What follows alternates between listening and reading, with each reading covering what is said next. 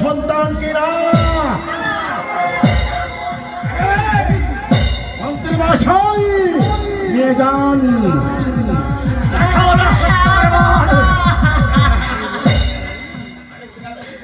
আমি স্বীকার করছি যে কৃষ্ণ আমার পুত্র।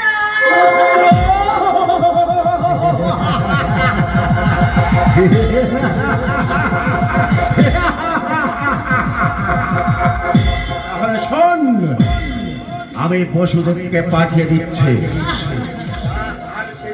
আর সেই সঙ্গে অক্রূরকেও।